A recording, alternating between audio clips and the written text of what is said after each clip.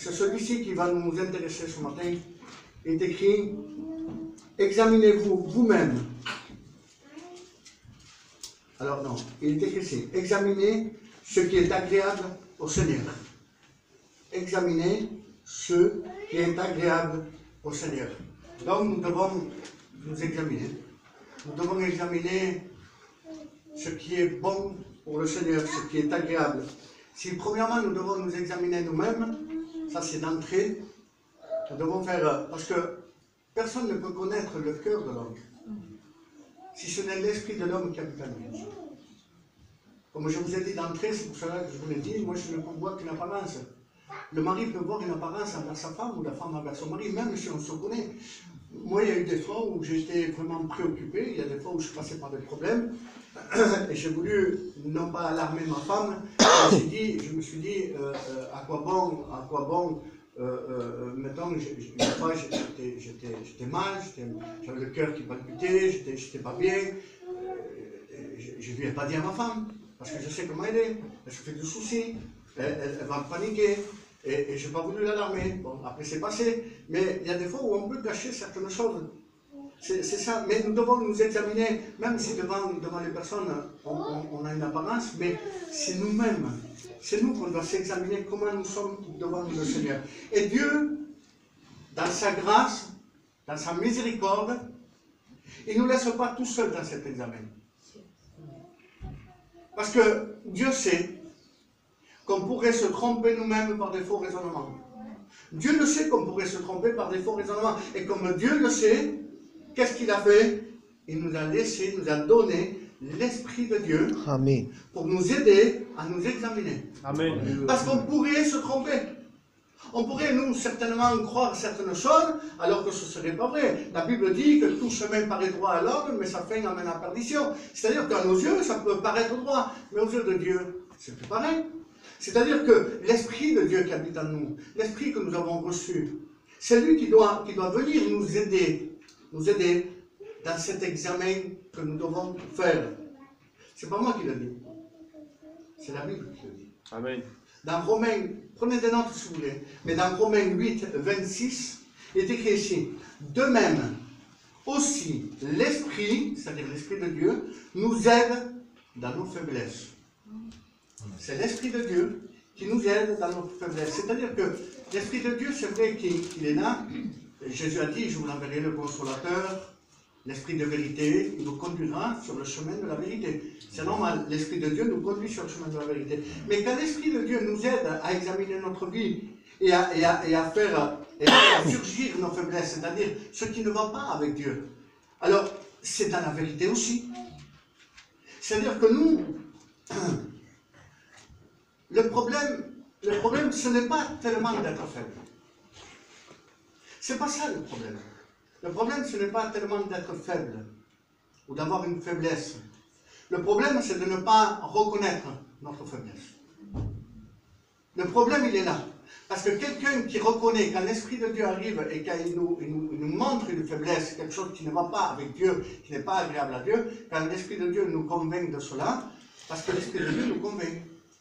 La Bible dit que l'Esprit de Dieu convainc le monde de justice, de jugement et de péché. L'Esprit de Dieu nous convainc à nous-mêmes s'il y a quelque chose qui ne va pas. Est-ce que vous avez jamais eu cette impression en vous-même que vous avez fait quelque chose et l'Esprit de Dieu, de suite après, vous a repris?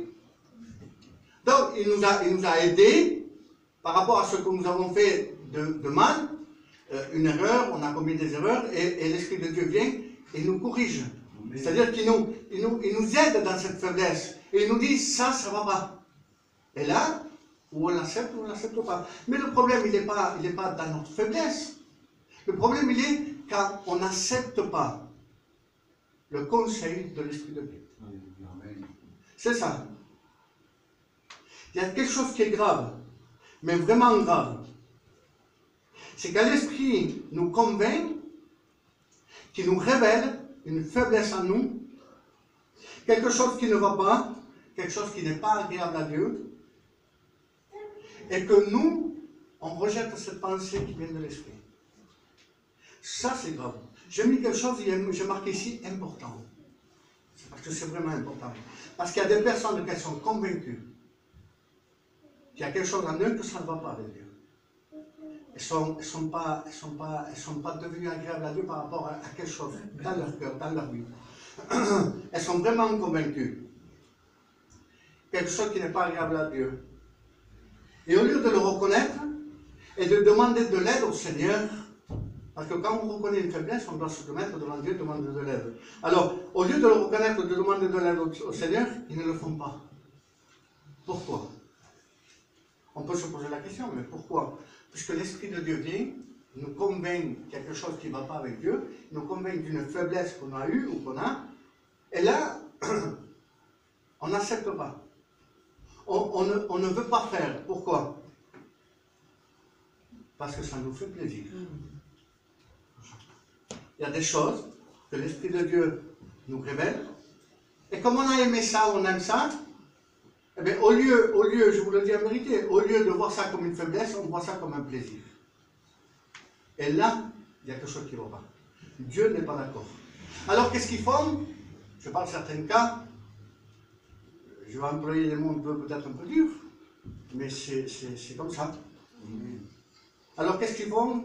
Ils veulent même marchander avec Dieu. Ils veulent marchander avec l'Esprit, en disant, quand même, je viens aux réunions, je viens 2 ou 3 fois aux réunions, je ne manque pas une réunion, je suis fidèle, je donne mon offrande, je paye, je donne mon offrande, ma cotisation, je paye. Mais quand il y a besoin d'aider, je suis là, je suis présent. S'il faut placer des chaises, je suis là. Mais l'Esprit m'a convaincu de telles choses. Mais comment on fait tout cela? Dieu va passer. Dieu ne passe pas. On n'achète pas Dieu avec ce que nous pouvons pratiquer. Quand l'Esprit de Dieu vient à nous et nous révèle quelque chose qui ne va pas, ce n'est pas parce qu'on est fidèle à la réunion. Ce n'est pas parce qu'on vient tous les jours aux réunions. Ce n'est pas parce qu'on donne notre offrande. On va en parler aussi de cela. Parce qu'il y en a qui veulent même acheter avec ça.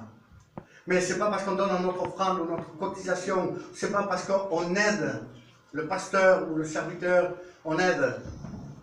Que si Dieu nous demande quelque chose à nous, Dieu est d'accord pour qu'on le laisse pas, non. Dieu est d'accord pour qu'on le laisse d'abord, parce que Dieu préfère l'obéissance au sacrifice. C'est ça. Amen. Dieu aime l'obéissance. Et quand l'Esprit de Dieu te montre quelque chose, c'est parce qu'à Dieu, ça ne lui plaît pas. C'est pas agréable à Dieu. Et à un moment donné, Dieu est obligé de parler. C'est-à-dire qu'au commencement, un nouveau converti, Dieu va pouvoir laisser passer certaines choses. C'est normal, il est nouveau converti, un bébé. On ne va pas demander à un bébé de faire telle ou telle chose comme on demanderait à un enfant de 15 ans. C'est pas possible, un bébé, il ne peut pas. Et un nouveau converti, c'est un bébé spirituel. Il a certaines choses. Alors Dieu sait comment parler. Dieu sait comment parler à un nouveau converti. Dieu sait comment parler à quelqu'un qui n'est même pas converti, ou qui vient aux réunions. Et Dieu sait parler à celui qui a déjà un temps mûr dans le Seigneur, il est d'une maturité spirituelle assez un peu plus importante. Et Dieu sait comment parler à chacun. Et l'Esprit sait comment il doit convaincre à chacun. Dieu ne va pas me demander à moi ce qu'il va demander à quelqu'un de plus spirituel que moi. Est-ce que vous comprenez? Il y aura un temps où je dois grandir spirituellement et Dieu me demandera aussi. Parce que ce qui est un péché pour un est un péché pour l'autre. C'est normal. Mais Dieu peut tolérer certaines choses. Il y a des chrétiens, des nouveau-nés qui sont charnels. Ils sont encore au lait spirituel, ils sont charnels. Mais Dieu prend patience. Il faut les laisser grandir. On n'a pas le droit de juger un chrétien parce qu'il vient de se baptiser. On n'a pas le droit de le juger. Parce que peut-être il a fait certaines erreurs. Il est jeune, c'est un bébé. On est là pour les aider. Pas pour les condamner. Amen. Et Dieu est d'accord avec ça. Mais Dieu est aussi d'accord avec celui qui est spirituellement mûr, que Dieu convainc, le Saint-Esprit convainc, et que la personne qui est convaincue ne délaisse pas parce que ça lui plaît. Dieu n'est pas d'accord. Tu peux donner ce que tu donnes à Dieu, le temps que tu voudras, mais si Dieu te demande quelque chose, tu as intérêt à lui donner. À délaisser. Est-ce que vous comprenez? Et là, nous rentrons dans le domaine d'être agréable à Dieu, que Dieu soit béni. Amen. il y a trois choses qui sont agréables. Il y en a beaucoup plus, bien sûr. Mais il y a trois choses que Dieu ne supporte pas. Il y en a plus. C'est normal. Le péché, c'est normal. Mais dans le péché, il y a trois choses que le Seigneur ne supporte pas. Vous savez ce que c'est? On va rentrer dans le message. Premièrement, c'est l'orgueil. Dieu ne supporte pas l'orgueil. La deuxième chose que j'ai marqué comme ça, c'est la fausseté, être faux. Une apparence, c'est être faux. Hein? C'est la fausseté. Et la troisième, c'est le doute, ou l'incrédulité, le doute. Et comme nous savons que chaque chose a son contraire, le contraire de petit, c'est quoi? C'est grand. C'est vrai ou pas? Le contraire de pauvre, c'est quoi? C'est riche. Mais le contraire de l'orgueil, de la fausseté, le doute, ça a aussi leur contraire. Le contraire de l'orgueil, c'est quoi? L'humilité. Béni soit Dieu. Le contraire de la fausseté, c'est quoi? C'est la sincérité, la vérité, mais c'est la sincérité, être sincère devant Dieu. C'est le contraire de la fausseté. Et le contraire du doute, de l'incrédulité, c'est quoi? C'est la foi. Béni soit Dieu. Amen. Alors, il y a trois choses que Dieu en a horreur. L'orgueil, la fausseté, le doute. Il y a trois choses que Dieu est agréable à Dieu. C'est l'humilité, la sincérité et la foi. Et nous sommes appelés, non pas à être désagréables à Dieu, mais nous sommes appelés à être agréables à Dieu. Désagréable à Dieu, c'est l'orgueil. Et l'orgueil fait ravage dans les cœurs.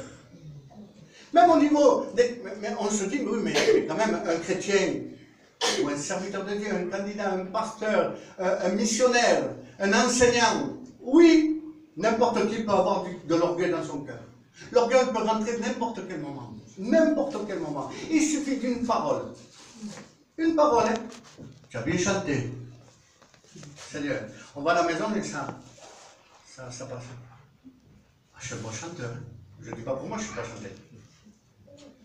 Tu as bien prêché. Hein. On rentre à la maison et ça travaille.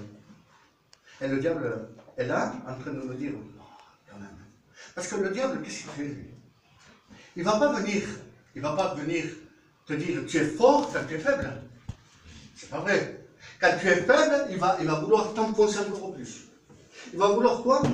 Si tu es faible spirituellement, mettons, tu as un moment de découragement, il ne va pas venir te dire, bah, tu es fort, hein. Il ne va pas te monter en orgueil, c'est pas vrai. Il va te dire, bon, pourquoi bon continuer? Arrête, tu vois pas que tu ne vas pas y arriver. Tu n'y arriveras pas. Il va venir t'enfoncer encore plus, ça c'est des tactiques du diable. Mais quelqu'un qui est fort avec le Seigneur, quelqu'un qui est là, qui persévère, qui est bien avec Dieu, le diable aussi va le tenter. Mais pas de la même manière. Il ne va pas dire à quelqu'un de fort, tu es faible.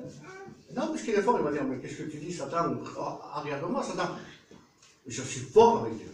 Parce qu'on sait quand on est fort ou quand on est faible, on le sait. Qu'est-ce que Satan va dire alors? Il va dire, tu es fort. Hein? Tu as vu comment tu as chanté? Tu as vu comment tu as témoigné? Tu as vu comment tu te considères à l'église? Tu as vu comment tu as prêché? Quel message tu as apporté, Seigneur? C'est incroyable, hein? Et là, le diable va vouloir quoi? Te monter en orgueil. Il a fait avec Jésus. Je crois qu'il ne va pas le faire avec nous.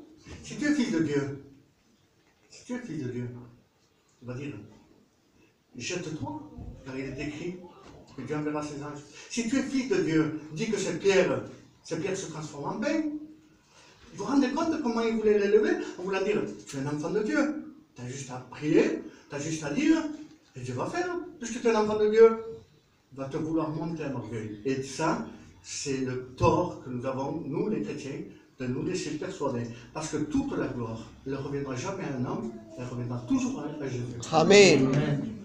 Si aujourd'hui Dieu me permet de pouvoir annoncer la parole de Dieu, la gloire est à lui.